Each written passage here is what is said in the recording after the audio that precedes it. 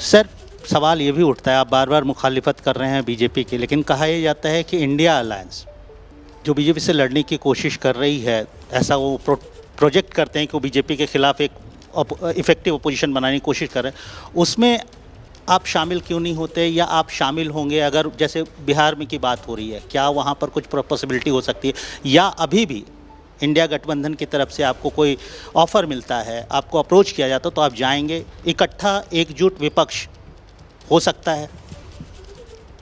देखिए, जब हमको आप गाली देते हैं, बी टीम कहते हैं, सी टीम कहते हैं, क्या क्या कहते हैं, माने झूठ पे झूठ बोले जाते हैं, और फिर आप बोलते हैं कि ये अलग लड़ते हैं। अरे भाई, इज़्ज़त नफ्स भी तो कोई चीज़ होती है, डिग्निटी भी कोई चीज़ होती है, और आप इस तरह की वाहियात झूठ बात करते रहेंगे और आप समझेंगे कि हाँ बहुत अच्छा काम कर रहे हैं।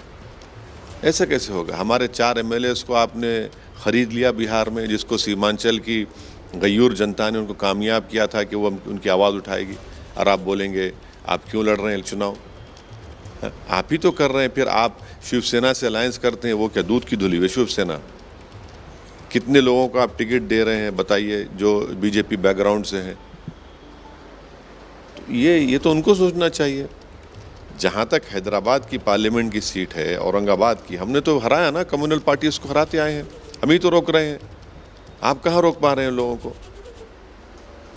आखिरी सवाल सर, क्या है इस चुनाव में MIM का रुख क्या होगा? किन मुद्दों पर वो बिहार जा रही है, उत्तर प्रदेश जा रही है, महाराष्ट्र जा रही है, हैदराबाद और तेलंगाना में आ रही है? आपके पॉइंट्स, 3 मेजर पॉइंट्स क्या हैं? क्या आप कहना चाहेंगे अपने वोटर्स? आप हर पार्लियामेंट कॉन्स्टिट्यूंसी के अलग अलग मसाइल होंगे। सीमांचल की बात है, किशनगंज की पार्लियामेंट की सीट की बात है, बिहार के इलेक्शन की बात है, तो वहाँ पर एक लीडरशिप की बात उठेगी। जब आप सामाजिक न्याय की बात सब लोग करते हैं, तो भाई सामाजिक न्याय अल्पसंख्यक समाज मुसलमान से क्यों नहीं होगा? उनकी लीडरशिप क्यों नहीं होगी? जब हर कास्ट का एक नेता बन चुका है बिहार में, तो अख्तर उल ईमान क्यों नहीं हो सकता नेता? किशनगंज की पार्लियामेंट सीट में कौन सा डेवलपमेंट, कौन सा काम हुआ है? जब बात औरंगाबाद की होगी, तो क्यों नहीं इम्तियाज़ जलील पूरे महाराष्ट्र का एक लीडर बनेगा? और वहाँ पर क्यों महाराष्ट्र की पॉलिटिक्स में ये हम तब्दीली क्यों नहीं ला सकते? लाएंगे। हैदराबाद की पार्लियामेंट की सीट की बात है, तो ये वाहिद पार्लियामेंट की सीट है जिसने हैदराबाद को एक नया रुख दिया सियासी तौर पर। यहाँ की आवाम ने हैदराबाद की पार्लियामेंट की सीट को अपनी आवाज़ बनाकर पिछले कई सालों से फ़िरक़ा परस्ती, मौका परस्ती के ख़िलाफ़ यहाँ से अपने पार्टी के कैंडिडेट्स को कामयाब किया। यहाँ हैदराबाद में मजलिस का एक काम करने का रिकॉर्ड है, चाहे वो तालीमी मैदान में हो, चाहे वो समाजी मैदान में हो।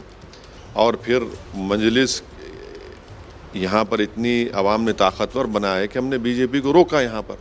तो हर पार्लियामेंट कॉन्स्टिट्यूंसी के अलग अलग इश्यूज़ रहेंगे। हाँ, अब कौमी जो इश्यूज़ हैं वो बेरोज़गारी है, महंगाई है, चीन जिस तरीक़े से मनसूबाबंद तरीक़े से हमारी भारत की ज़मीन पर कब्ज़ा करते जा रहा है, महंगाई एक मुद्दा है, ये सब मुद्दे रहेंगे।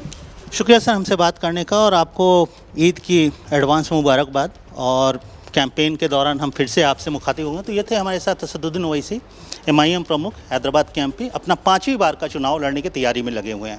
कैमरा पर्सन विकी के साथ आशीष, ABP न्यूज़, हैदराबाद।